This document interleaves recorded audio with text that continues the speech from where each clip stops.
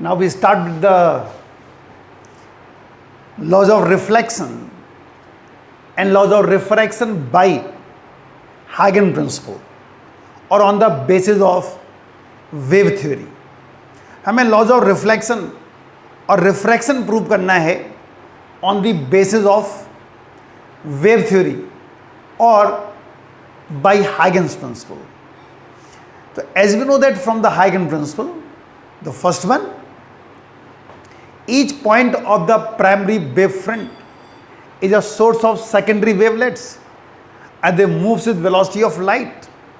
And second, common envelope in forward direction give the position of new wavefront. और इन्हीं की help से हमें लॉज ऑफ रिफ्लेक्शन और रिफ्रैक्शन प्रूव करने हैं. बेहद इंपॉर्टेंट टॉपिक है, 2020 में आ चुका है. इसके ऊपर 2 से लेके 3 नंबर में क्वेश्चन बनता है, तो इंपॉर्टेंट टॉपिक है. 1 बाय 1 डिस्कस करेंगे हम लोग. पहले करेंगे लॉज ऑफ रिफ्लेक्शन, उसके बाद लॉज ऑफ रिफ्रैक्शन. तो first we discuss about the laws of reflection.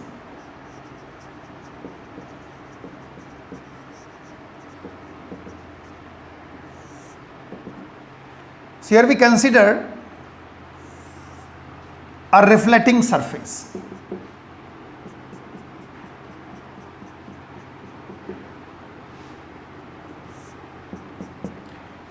X dash is a reflecting surface.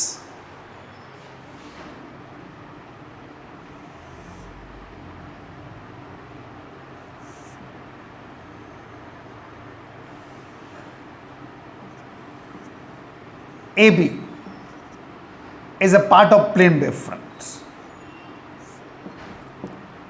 AB is a part of plane wavefront. Its A portion already in contact with the reflecting surface. Okay? Now, as we know that each point of the primary wavefront is a source of secondary wavelets and they moves with velocity of light. तो एक रे जो B से चलेगी, starts from B, after time t it reaches at B dash. So BB dash equals to CT. At the same time reflection takes place from A, क्योंकि आपको पता है कि हर एक पॉइंट से एक साथ वेव्स निकल नहीं होंगी, तो हम लोग एक्सट्रीम पॉइंट्स लेके चल रहे हैं ए और बी. जैसे यहां से निकला यहां से रिफ्लेक्शन हो जाएगा. ठीक है, reflection takes place from A. And if you want to find out the position of the reflected wave after time T, draw an arc of radius CT. So A dash is also equals to CT. दोबारा समझो, यहां पे हमने हाइगन principal लगाया. Each point of the primary wavefront is a source of secondary wavelets. हर एक point से waves निकल रही होंगी. एक रे बी से स्टार्ट हुई, टी टाइम पर बी डैश पर पहुंची सी वेलोसिटी ऑफ लाइट से, तो बी बी डैश क्या हो गया, C T. At the same time reflection takes place from A because A is already in contact with the reflecting surface, तो यहां से रिफ्लेक्शन हो जाएगा. और अगर आपको यह पता करना है कि टी टाइम बाद ये रिफ्लेक्टर रे कहां पहुंची होगी, draw arc of radius CT, क्योंकि रिफ्लेक्शन में स्पीड चेंज नहीं हुआ करती है. तो हमने एक आर्क ड्रॉ किया, तो ए डैश भी क्या हो गया, CT. ओके, अब यहां से एक नॉर्मल ड्रॉ कर देते हैं.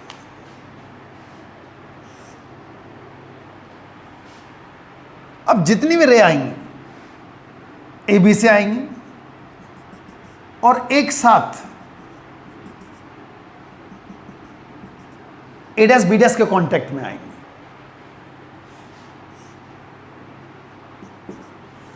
एक साथ ए डैश बी डैश के कांटेक्ट में आएंगी। That's why A B behave as a incident wave front while A dash B dash behave as a reflecting wave front।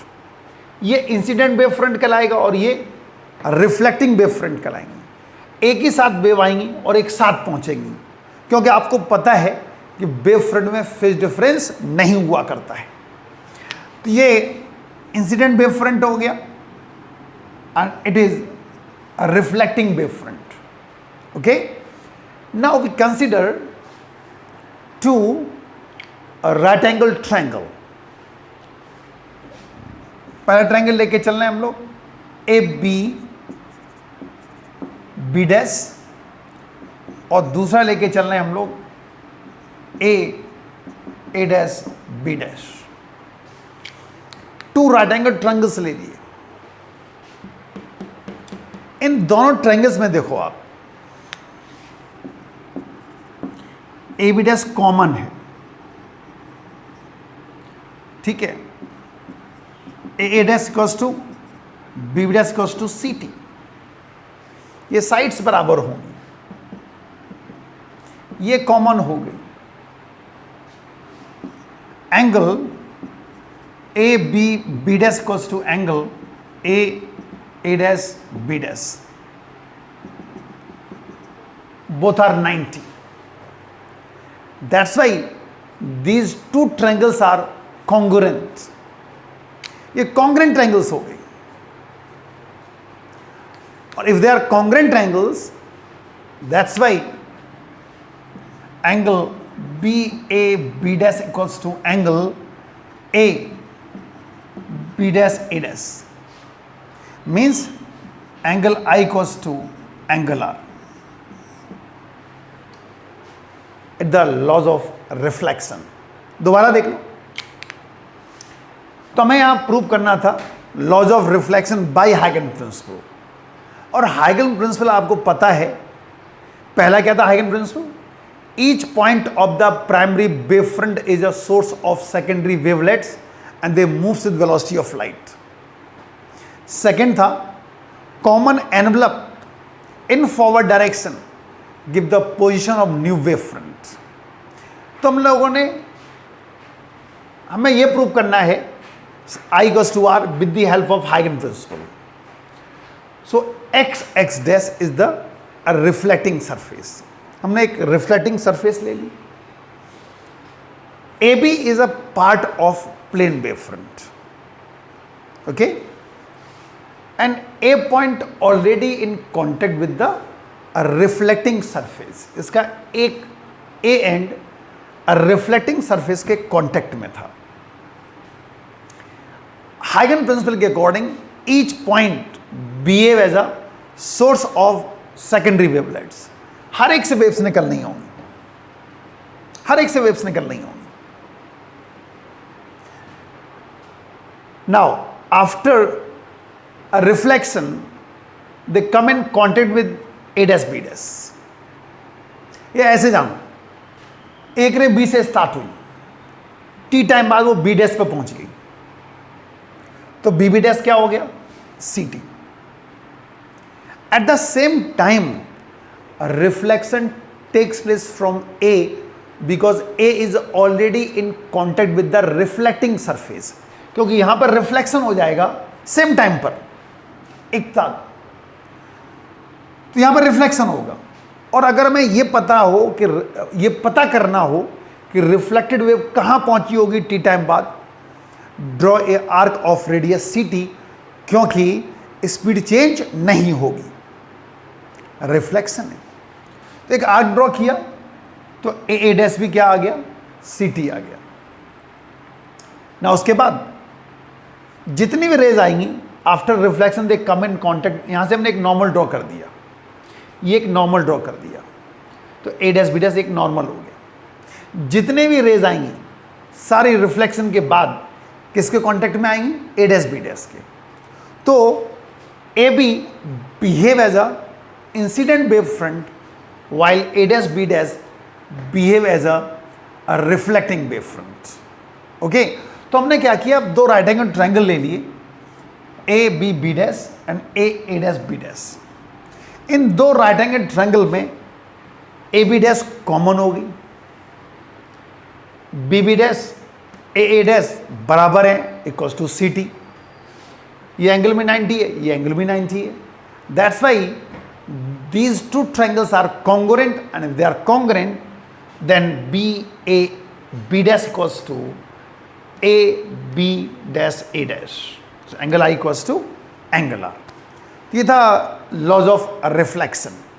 और अब लेके चल रहे हैं हम लोग लॉज ऑफ रिफ्रैक्शन बाय हाइगन principal.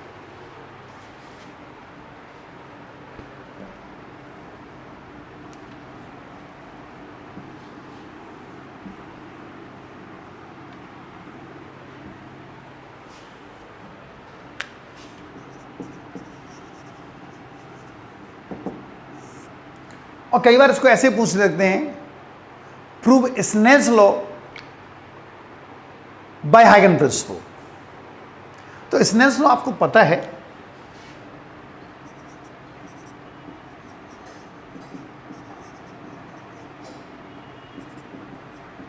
Sign I upon sine R equals to C1 upon C2 equals to constant.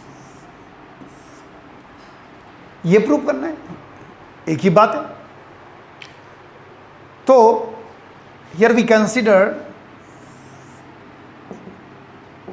x dash is the refracting surface. ये एक रिफ्रैक्टिंग सरफेस है। यहां पर स्पीड ऑफ लाइट c1 है और यहां पर c2 है, क्योंकि मीडियम चेंज हो रहा है। और अगर मीडियम चेंज होगा तो आपको पता है स्पीड ऑफ लाइट भी चेंज होगी। तो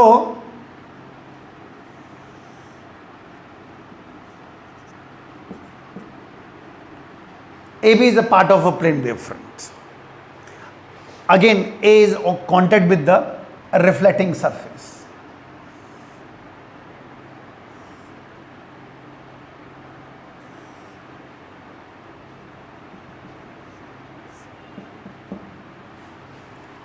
Okay?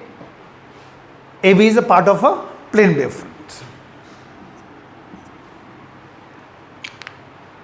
According to Huygens principle, each point become a source of secondary wavelets and they moves with velocity of light.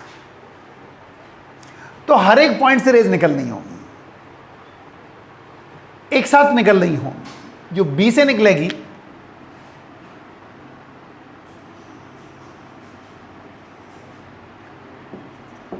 B dash पे पहुंची with velocity of c1 in time t। तो B B dash equals to c1t।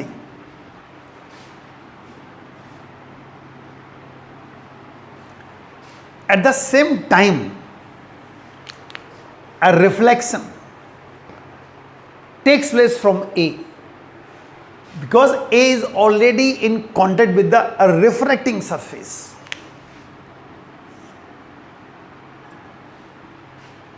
And if you want to find out the position of a refracted ray, draw a arc of radius c2t, क्योंकि इस medium में speed of light कितनी है c2।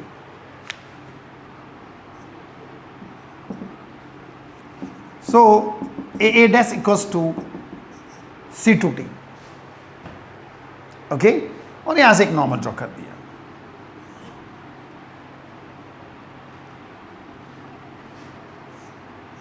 जितनी भी रे आएंगी सारी ए बी से आएंगी। आफ्टर रिफ्रैक्शन एक साथ ए डैश बी डैश के कांटेक्ट में आएंगी। एक साथ जितनी देर में बी से बी डैश पहुंच गई उतने में ए से ए डैश पहुंचेगी, उतने में ये रे ऐसे जाएगी, कुछ इस मीडियम में चलेगी, कुछ इस मीडियम में चलेगी, लेकिन पहुंचेगी साथ ही साथ, टाइम डिले नहीं होगा। तो that's why A B behave as a incident wave front.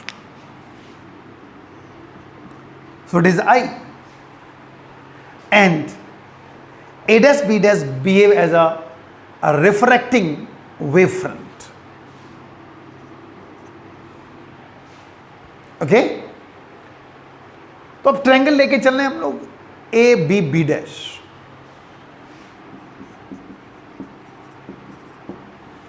A B B dash, इसमें से हमें साइन आई अगर निकालना हो तो क्या होगा, B B dash upon A B dash. एक और ट्रायंगल लेके चल रहे हैं हम लोग A dash B dash.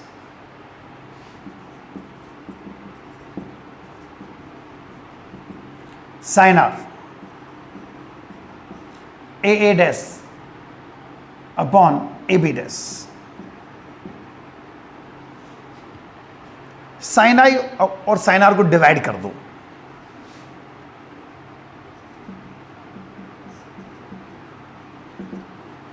Sine I B B dash upon A B dash upon A dash upon A B dash. तो sine I upon sine R मिलेगा B B dash upon A dash. B B dash C1t है, A dash C2t है। So sine I upon sine R equals to C1t upon C2t और C1 upon C2। तो ये prove हो गया that sine I upon sine R equals to C1 by C2। ये Snell's law था। दोबारा देखो,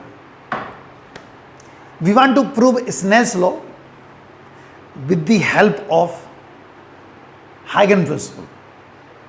तो Snell's law आपको पता है, the ratio of sine of angle of incidence to the sine of angle of refraction is always constant and it is equals to a ratio of speeds of light given mediums। और prove करना है by Huygens principle। So we take a refracting surface x dash, ये कोई और medium है, ये कोई और मीडियम है। यहां पर स्पीड ऑफ लाइट c1 है और इधर स्पीड ऑफ लाइट c2 है। AB is a part of a plane wave front। AB is a part of plane wave front and A is already in contact with the refracting surface। According to Huygens principle, each point become a source of secondary wavelets and they moves with velocity of light। हर एक रे AB से निकलेगी।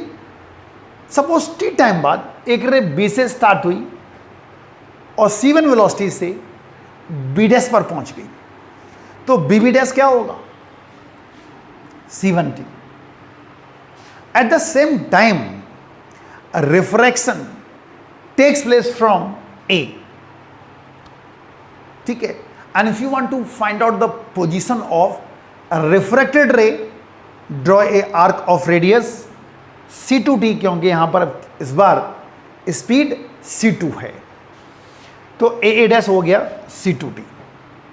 अब जितनी भी raise आएंगी सारी AB से आएंगी and after refraction they come in contact with A dash B dash. जितनी देर में कोई रे B से B डैश पहुंची उतने में A से A डैश पहुंचेगी, उतने में ये सारी रे अलग अलग मीडियम होने के बावजूद भी एक साथ पहुंचेंगी। That's why AB behave as a incident wave front and A dash B dash behave as a refracting wave front. ठीक, तो we consider two right angle triangles AB dash and A dash B dash, और इन triangle से हमें sign I और sine are निकालना है। तो साइन आई मिलेगा B dash upon AB dash, इस ट्रायंगल से साइन आर मिलेगा A dash upon AB dash. इन दोनों को डिवाइड किया तो मिला sine I upon sine R equals to B dash upon A dash. B dash C1t है, A डैश C2t है, तो कुल मिला के sine I upon sine R equals to C1/C2। तो बेहद इंपॉर्टेंट टॉपिक था, अक्सर बोर्ड में आता रहता है, 2020 में भी आ चुका है, 2 से लेके 3 मार्क्स में आता है। कई बार हाइगन प्रिंसिपल ही पूछ लेते हैं 2 मार्क्स में, कभी 3 मार्क्स में बनाने के लिए define हाइगन principal and with the help of हाइगन principal prove laws of reflection किसी एक सेट में होगा तो लॉज ऑफ रिफ्रैक्शन किसी दूसरे सेट में होगा। तो बहुत इंपॉर्टेंट टॉपिक था वेव ऑप्टिक्स का, ठीक है, और अक्सर एग्जाम में आते रहते हैं।